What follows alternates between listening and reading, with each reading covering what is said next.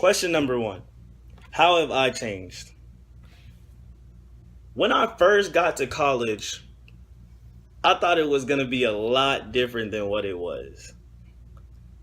There isn't as much partying as I thought it was.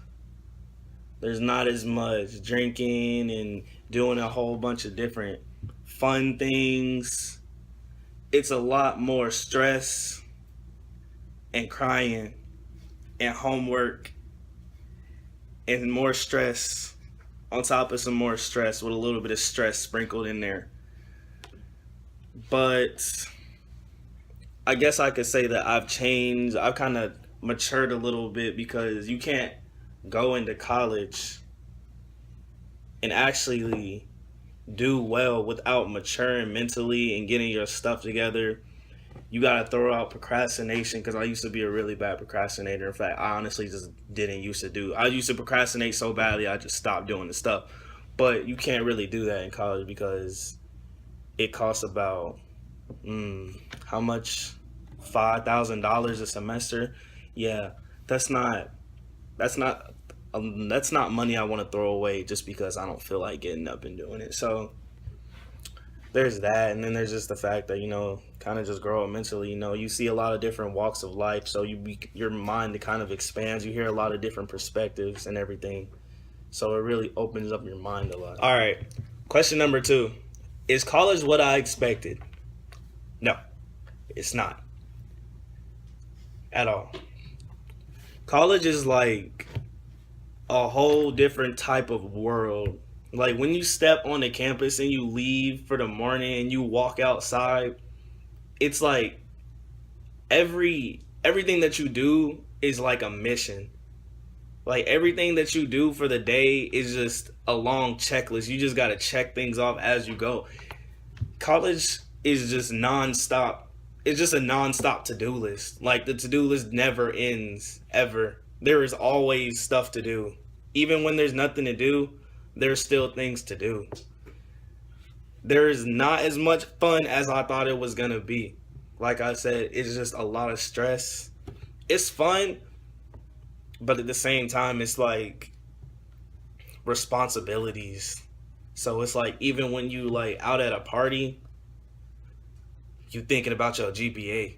So it's like it's not what I expected, and just the stress aspect and the responsibilities. I knew it was going to be a lot of responsibility, but it's just like your brain is like a shelf and it's just stacking things, just stacking all this papers and all these things. Is your mind is like a stack of binders when you go to college. Like you just got to keep everything in one place. You got to keep it all neat and organized. And if you don't keep your mind neat and organized, then you're not going to prosper.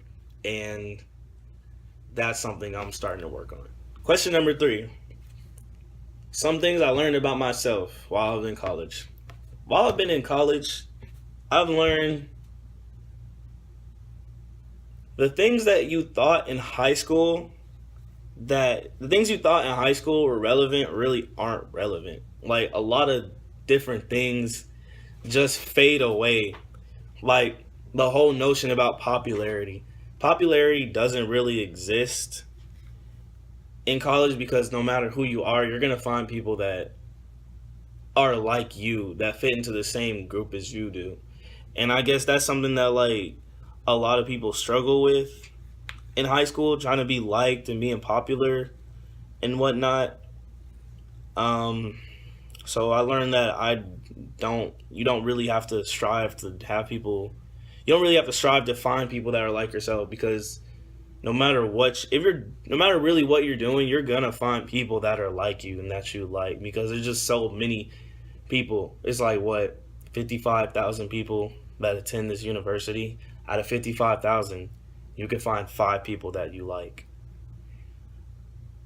I also learned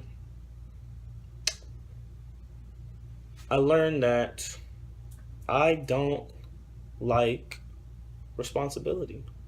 I don't like that stuff at all. I don't like it. It's not fun. And I don't like things that aren't fun. But I knew that. But I definitely don't like responsibility because it's stressful, and I don't like stress, and college is very stressful.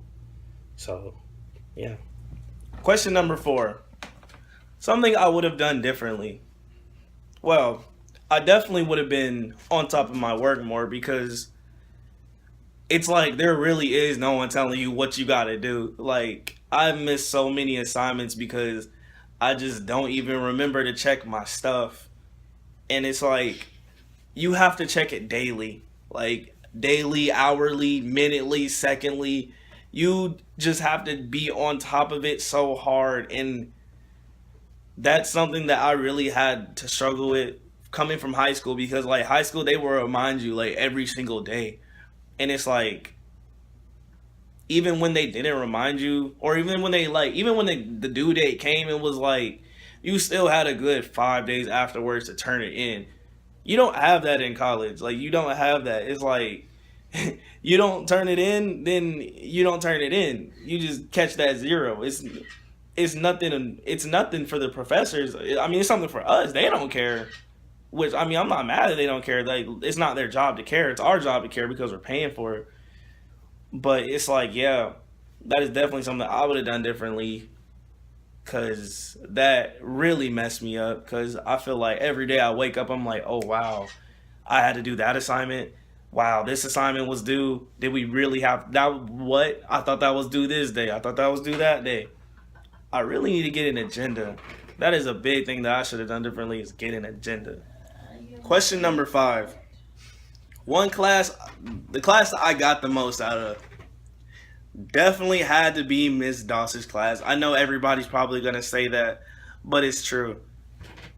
I feel like her class, it focused a lot on real world applications of what she was saying. She really broke a lot of things down and dissected it and brought it to the level of what was actually going on in the world. Like, for example, we did an assignment about fallacious reasoning and we looked at different people's tweets, like presidents' tweets. We looked at different YouTube videos, and it really allowed you to see and break down different things that different people who quote unquote are reliable sources of information are really saying, and how they kind of try to manipulate you into doing what they want you to do and following what agenda they have. We also did a rhetorical analysis of my Twitter because I'm kind of famous, but that's something else. Which is, well, actually, it's not something else. It's a real world application. It's see how I was coming off, how I was portraying myself, and we kind of broke it down what message I was trying to send. But yeah, I would definitely have to say Ms. Doss's English class because she was a good teacher. Like, she really knows what she's doing. She knows how to make the class interesting. She knows how to make it so you want to engage in class. It's like, she doesn't make it like you must engage or you will fail. It's like you want to actively participate just because you want to benefit for the sake of your own knowledge, and you kind of just want people to hear what you have to say about different subjects. Question number 6. What are my goals for next semester? My goals for next semester, a lot. I have a lot of goals for next semester. The main one being to get my life together, first of all. Because that's always number one. Because I feel like I'm in debt to the universe. I'm in debt to everybody. That's just what I feel like. I'm in debt to myself. But my goals are definitely the one, pay my bills on time. Because I got bills because I'm grown. 2, to actually get good grades. Because slacking in college is not like it. Slacking in college is not the same as slacking in high school. Like, you can slack in high school and get a good grade, and it'd be cool. But like in college, you're not gonna slack and get a good grade. You're not gonna procrastinate and get a good grade. 3, to move on to campus, because driving an hour and a half every single day is not the move. It's not fun. It's not cool. It's cheaper, but at the same time, it's like you can't establish as many connections. You can't establish as many connections off campus when you just go to class and then go home. You can't really do anything. So it's just like you end up not having anything to do every day. There's that. And there's also, I want to get a better job because I'm worth more than what I make. and I got bills, like I said. So definitely need to get another job because I'm not feeling that minimum wage type stuff because, like I said, I'm worth more than minimum wage. Question number 7, the final question. Has any course of outside activity changed the way that I view a topic? I'm going to have to say no on that one. That's a no for me, Paul. That's a no for me. Um, I haven't really been able to participate in a lot of outside activities on campus because, like I said, I don't live on campus. And it's like, if I don't have anywhere to stay for the day, I mean, I'm not going to sit around on campus and be homeless all day because that wouldn't be fun. I can't just sit around and, like, I don't know, go to sleep on the campus green and wait for an activity just find me and grab me and like, hey, let's go do activity things. But as I've been meeting more people and I've been able to stay overnight on campus, I have been engaging in more activities. So that's kind of changed my outlook on college itself because at first I thought I was like, what is everybody talking about? You know, what is college? Like, you don't meet nobody. But then I realized I don't live on campus, so I'm not really getting the college experience. I'm just getting class. And yeah, that kind of changed my outlook. Being able to stay on campus more, that changed my outlook on college.